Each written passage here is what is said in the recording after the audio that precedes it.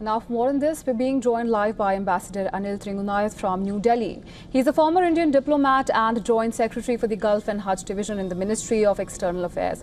Thank you so much, sir, for joining us on the broadcast. Okay. Thank you, Deepa. So, let's begin with your assessment of the Israel-Iran conflict now that the US is being overtly involved. Well, I think this was expected that U.S. will come in sometime or the other, because the basic policy of the United States in the Middle East is to ensure the stability and security of Israel. And therefore, Israel has been in a bit of a dock for some time now because of the Iranian strikes, which perhaps they had not counted for. And therefore, in about 7-8 days' time, it became apparently clear that without the U.S. assistance, it will be difficult for Israel to continue this tirade, while Iran will continue to respond and retaliate despite all kind of protection that Israel had deployed. So it was a very, very critical moment in that sense. Now the question often comes that he gave 2 weeks, and why did it happen earlier? The thing is, it's also semantics, and it is also that he was convinced not by the intelligence, U.S. intelligence, or by his own colleagues, that Iran was still far away from making a nuclear bomb, but by the Israeli intelligence, which was shared by Netanyahu, and of course the interest of Israel in that sense. Nobody wants an Iranian, a nuclear Iran, and that has been the bottom line as far as the United States is concerned.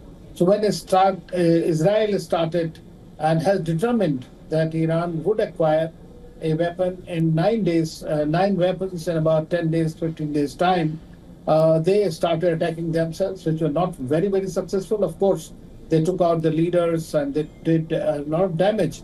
But then this is just damage and destruction that has been going on from both sides. It was not decisive. And decisive, it could only happen if the United States intervenes, and then only the war can last longer. And therefore, President Trump, despite good advice from his own people, which he discarded, he went into this war, and of course taking it at a very different level. And the Iranians are still working out what kind of a response they are going to give. They have gone to the United Nations. They have approached now foreign ministers in Russia. He has been talking and hoping that diplomacy will go. But as they say, the diplomacy has been blown by Trump. Now, in that sense, the problem is that the United States has a lot of bases in the region. It's 40,000 personnel are there.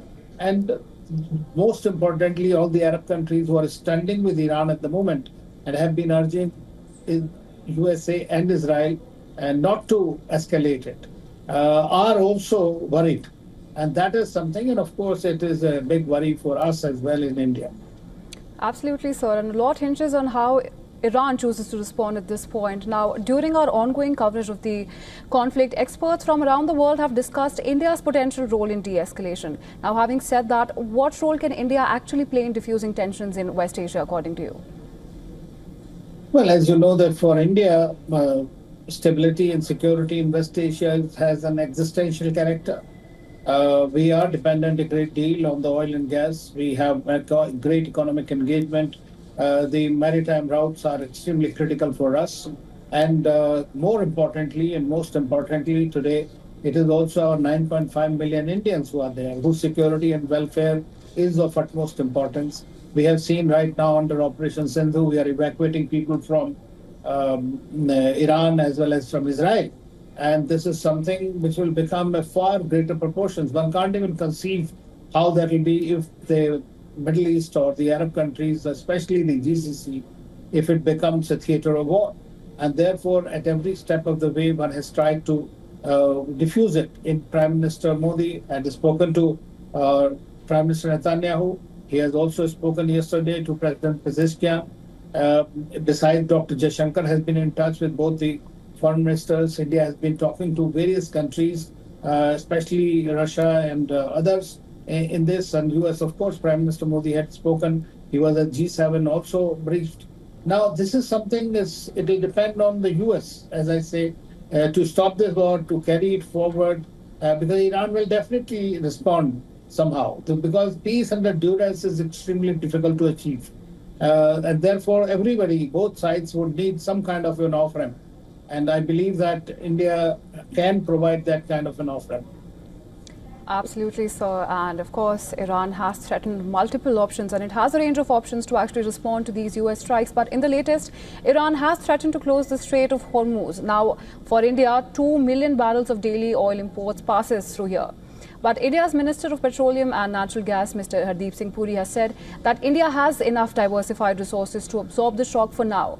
But what happens if it turns into another protracted conflict, stretching, let's say, several months?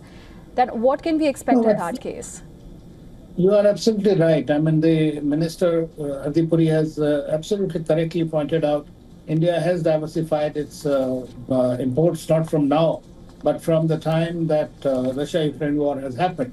Now we are getting about 42% of our requirements from Russia directly. But at the same time, it is important that the lanes of communications remain open. Now, Hormuz or Bandar Abbas or Red Sea and Suez, if they are impacted, that will, of course, directly impact on us.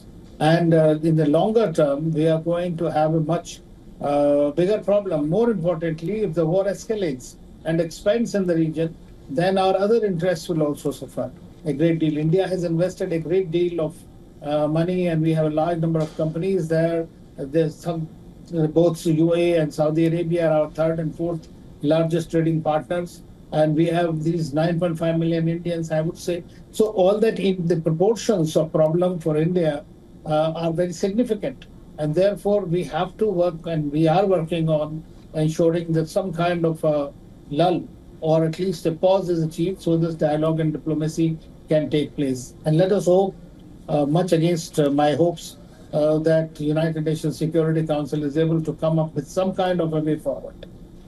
Absolutely, sir. And before we wrap up, I'd like to get your take on one more interesting development. Now, just a day after suggesting to nominate Donald Trump for the Nobel Peace Prize, Pakistan turned around and condemned the US strikes on Iran's nuclear facilities. Now, from this vantage point, what does that say about the absurdity or perhaps the duality of global optics around Trump's latest military moves? Well, you are right. Actually, you used a very good word, absurd.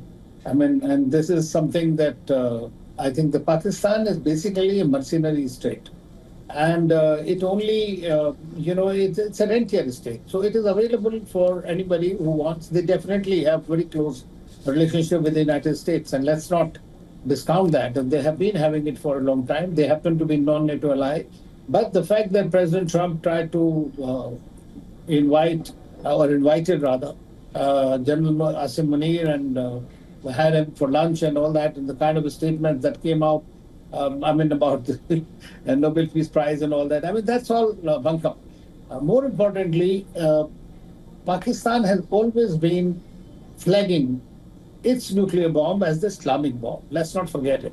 There have been statements from Pakistan that if Israel attacks with nuclear bomb, Iranians, then Pakistan will attack Israel in return. And thereafter, Asim Munir was there. And then at the OIC meeting, they were there, both of them actually, and there they made a statement very different. And so at the end of the day, there were also news that the Pakistani airbase was used to attack Iran. Iran and Pakistan themselves have also exchanged, as you know, the fire and missiles on the Baloch elements on both sides of the border. Now, this is something that Pakistan does all the time, but it has found its capacity or some kind of an art of using its user's value to its advantage sometimes. But it has been exposed. Right. Thank you so much, sir, for joining us on the broadcast and helping us navigate the contours of the situation that's developing before us. Thank you.